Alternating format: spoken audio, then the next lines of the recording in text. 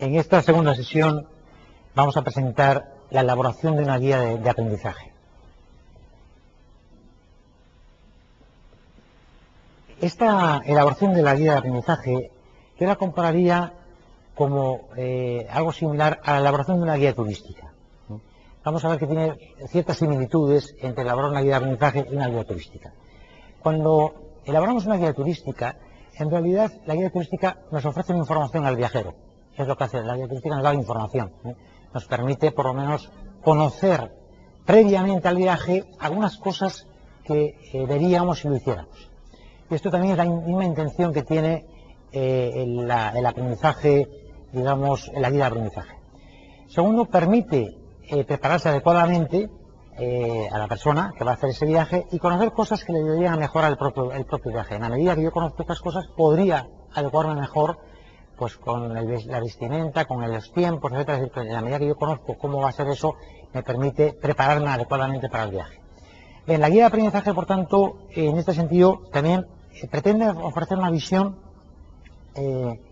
más global del aprendizaje, de lo que va a ser el proceso de aprendizaje que va a desarrollar un alumno a lo largo de esa asignatura, de esa materia, conocer los elementos fundamentales que configuran, digamos, este proceso, por tanto, ya los conoce de antemano, y también la guía de aprendizaje para nosotros es un documento que supone un compromiso entre el profesor y sus alumnos, es decir, que significa todos aquellos que pasen por este proceso van a hacer esto, estas actividades, o sea, es un compromiso, es decir, que esto supone hacer estas cosas, y también de la propia universidad, que en el conjunto de guías que tienen cada una de las titulaciones está diciendo a los alumnos que pueden conocer las guías antes y por lo tanto conocer cuál va a ser el recorrido que van a realizar si hicieran este viaje en cada titulación con nosotros.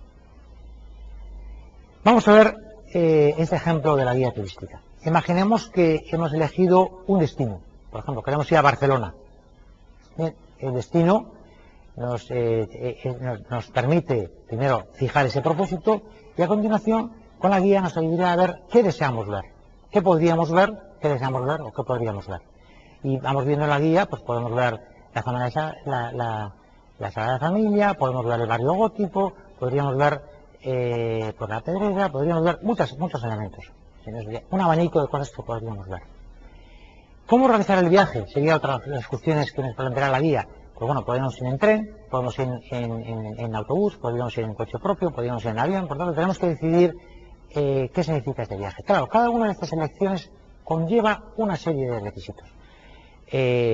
Un tiempo, pues más rápido o más lento, la posibilidad de poder profundizar más o menos en función del medio que hemos elegido y por tanto cada decisión que estamos haciendo supone siempre alternativas y tenemos que sopesar por qué elegimos una u otra en un momento determinado.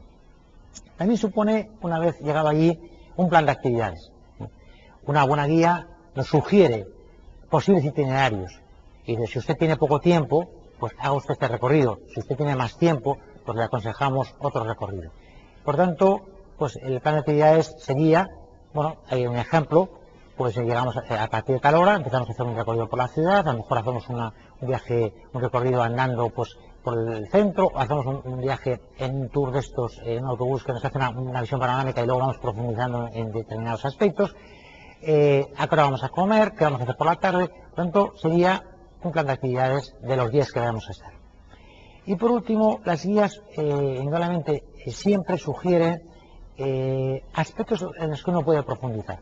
Indudablemente, pues la documentación, digamos, añadida de una guía son orientaciones para aquellas personas que quieren profundizar en algunos aspectos, por ejemplo, en este caso hemos puesto como ejemplo pues la vida y obra de Gaudí, o el arte gótico, o lo que quiera, y decimos, vamos a esta ciudad que es, digamos, una ciudad en la que predominan tales características, entonces, bueno, pues si al que quiere, un estudioso quiere hacer ese recorrido, pues necesitará no una guía, sino un documento mucho más específico. Bueno, vemos, por tanto, que todos estos elementos, ahí aparece también la evaluación del viaje, y la evaluación del viaje significa tanto el proceso como el resultado final, nos permitiría compararlo, como hemos dicho, con nuestra guía de aprendizaje. Y así tenemos, por ejemplo, que la guía turística sería la guía de aprendizaje, el destino sería para nosotros el perfil académico profesional, Es decir, ¿qué queremos? ¿A dónde queremos llegar? Queremos llegar a el perfil, a que los alumnos logren el perfil académico profesional que está ahí. Segundo, ¿qué deseamos ver? Es decir, los contenidos. ¿Qué podemos ver? ¿Qué vamos a trabajar? ¿Cuáles son nuestros vehículos, nuestros contenidos? Por tanto, sería un segundo elemento comparativo. ¿Cómo realizar el viaje? En nuestro caso sería, ¿qué estrategia vamos a utilizar? ¿Qué métodos van a utilizar los alumnos? ¿Qué técnicas que van a realizar? Por tanto, todo lo que hace referencia a el tipo de enfoque que queremos desarrollar en el viaje. La evaluación del viaje sería, de alguna manera, los criterios que nos permitirían analizar pues, el coste, el recorrido, el proceso seguido, como los vehículos que hemos utilizado, la información que hemos recibido. Por tanto, el sistema de evaluación nuestro en el aprendizaje nos permitiría analizar muchos elementos que un alumno puede evaluar y autoevaluar. El plan de actividades sería el plan de trabajo y la temporalización del alumno. ¿Qué es necesario hacer?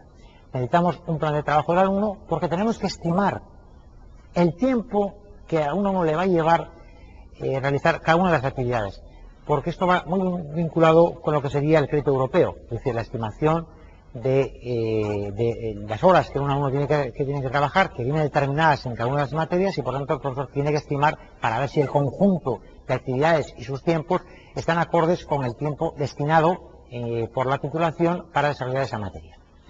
Y por último estaría la documentación extra y la profundización.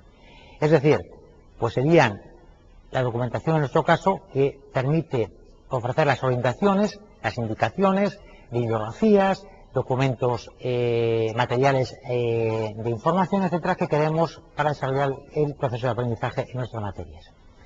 Bien, resumiendo un poco los elementos, diríamos que los elementos fundamentales de la guía de aprendizaje estaría el perfil académico profesional. Como hemos dicho ya antes, en ese perfil académico profesional tendríamos las competencias que se van a trabajar en esta materia, las que tienen que estar vinculadas con ese perfil.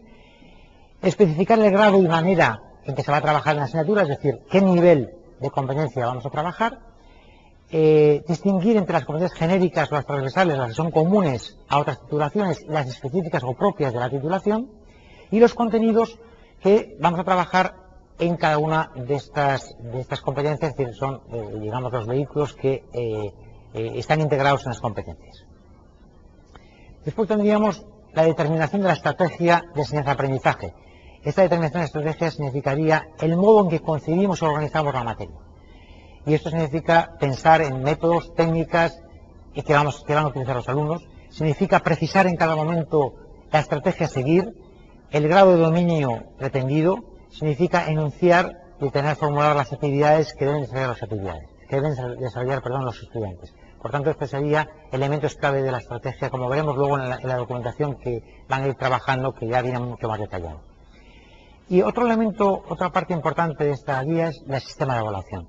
Tenemos que formular los indicadores para la evaluación de las competencias. ¿Cuáles son los indicadores para poder evaluar esas competencias? Porque nosotros vamos a decir que los alumnos son competentes en tales cosas. Bueno, ¿y cómo lo vamos a afirmar?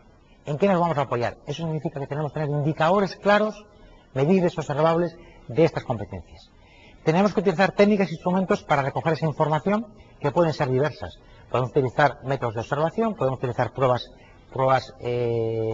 trabajos de los alumnos, muchos métodos que nos permitirían ir determinando el desarrollo de esas competencias. Y por último, tenemos que llegar a una calificación. Tenemos que valorar en el conjunto de las cosas que un alumno ha realizado de su desarrollo de las competencias, cuál es la nota al final o la calificación que va a recibir después de este proceso.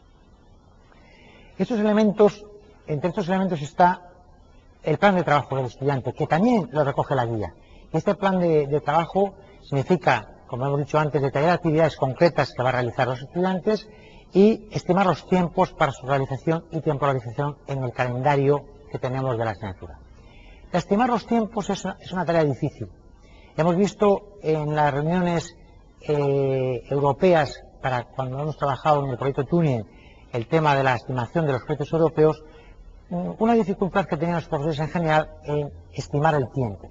Por eso es importante, como veremos luego, que pidamos a los alumnos que nos digan el tiempo que tardan en cada actividad para estimar, ir ajustando los tiempos y de tal manera que nuestra programación sea lo más clara posible, lo más ajustada posible. En este plan de trabajo, un alumno debe recibir primero las competencias que va a trabajar, por tanto, tenemos la competencia, la unidad temática o didáctica, es decir, bueno, estamos en el tema 3, en el tema 4, lo que sea, qué actividades tiene que hacer el alumno o qué actividades tiene que hacer, qué documentación necesita para desarrollar estas actividades, el tipo de actividad en función del modelo que veremos a continuación, si es una actividad de conceptualización, una actividad de aplicación, etcétera, el tiempo estimado promedio que el profesor ha estimado para hacer esa actividad y las fechas en las cuales esa actividad tiene que ser desarrollada o entregada, etcétera. Esto sería un poco el plan de trabajo. Finalmente nos quedaría, bueno, para hacer esta ficha, como acabo de decir, que el profesor tenga una feedback del alumno de lo que tarda. Hay veces que un profesor puede pensar que una actividad se desarrolla en un tiempo determinado y luego comprueba que no es así. ¿Por qué? Porque cuando un profesor establece una actividad hay que tener en cuenta que él domina esa materia. Y entonces, lo que él tarda en hacerlo no es equiparable a lo que tarda un estudiante que se enfrenta a esa actividad por primera vez. Y por tanto, la mejor manera de ajustar eso es a través del promedio que tardan los alumnos y ahí puede establecer ya un tiempo en las próximas para el futuro mucho más ajustado. También la ficha permite a los estudiantes registrar de forma regular los tiempos dedicados a las actividades y hacemos la ficha, la hacemos con una cierta frecuencia, no hace falta hacer todas las actividades, sino de vez en cuando vamos haciendo esas actividades para ir ajustando el programa. Y por último, puede decidir la frecuencia con la que pedirá este registro, pero este análisis es el que va a permitir ajustar una guía de aprendizaje de la manera más adecuada. Y por último, estarían los elementos de la guía que faltan, que serían las orientaciones, indicaciones y documentación. Ese es el último punto. Es decir, en la guía también aparece el apartado de la documentación. Ahí el profesor puede poner aquellas orientaciones que puede dar, por ejemplo, cómo elaborar trabajo, que puede incluir en la guía, como un anexo. Puede ofrecer diferente información si las orientaciones que va a dar o la documentación que va a entregar lo va a hacer de manera impresa, lo va a hacer a través de un correo electrónico o de un archivo en la plataforma, o va a ser a través de una documentación audiovisual, etcétera, etcétera. Por tanto, ahí podrá especificar el tipo de material que va a entregar. Y también, pues, de alguna manera, señalar la información que necesita un alumno, por ejemplo, qué libros, la bibliografía, los artículos que tiene que leer, los archivos que va a tener que manejar, etcétera, pero podría también poner un listado de los materiales que uno va a necesitar. Y con esto acabaríamos esta sesión de lo que es la elaboración de la guía de aprendizaje, que hemos visto que nos va a permitir entrar ya de lleno en los materiales que a continuación van a ver en el curso y que va planteando con ejemplos paso a paso cada uno de los elementos que hemos visto. Muchas gracias.